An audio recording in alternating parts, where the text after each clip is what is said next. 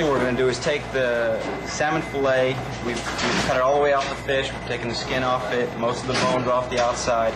Now we're going to take the small pin bones out of the center of the fillet and then cut the fillet in half. Like I said, right now we're just going to cut the fillet, cut the top off of it to get it a little even so it'll cook nice and even. Okay, now I'm just going to go ahead and cut a portion off of this, something that you would serve to one person. Okay, now we have 2 pieces of wax paper. Then I'm going to put the fish in between and lightly pound it lightly with a heavy mallet, or you can use the bottom of a pan, something that you might have at home, just to make it nice and even, so it'll cook even and very quickly. Right now we're going to make what's called an emulsified butter sauce. It's sort of a combination between a hollandaise and an actual butter sauce, what some people call a beurre blanc. The difference being between this and a beurre blanc is that this has eggs and has warm butter added to it instead of cold butter whisked in. Okay, what we did was make a emulsified butter sauce, which is essentially a butter sauce with egg whipped into it. Make it into a small Cuisinart or food processor.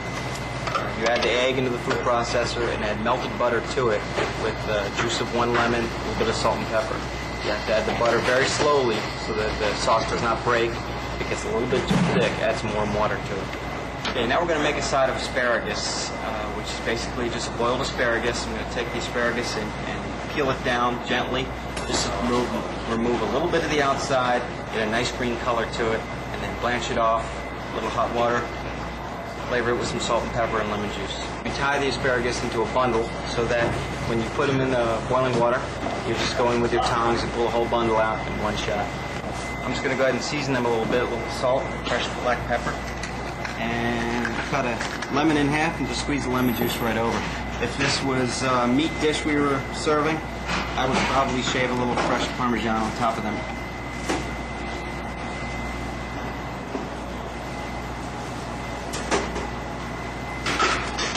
You could even put a little whole butter on it, just put a pat of butter and let it melt over them.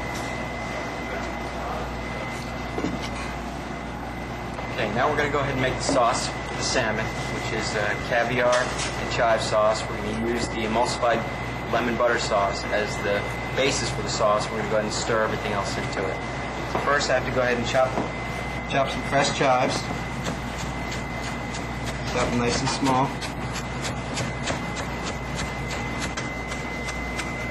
Now that we've assembled everything for the sauce, the caviars, the chives, and the butter sauce, we're going to go ahead and season the salmon fillet and cook it quickly in a non-stick pan. Turn it over. The whole thing's going to cook about 30 seconds. Turn it over and slide it onto a plate. Mix the caviars and the chives with the sauce and spoon it over the top. Okay, we added 1 drop of oil to the non-stick pan. In reality, I don't need the oil to make the salmon cook or to turn it over in the pan. The reason I added the oil was just to give the salmon a little crispy color to it. I'm going to go ahead and make the sauce, which is a combination of the butter sauce and the chives and caviars. I've got a little whitefish caviar and some salmon caviar, which is a little bigger, a little saltier, adds a little texture to it.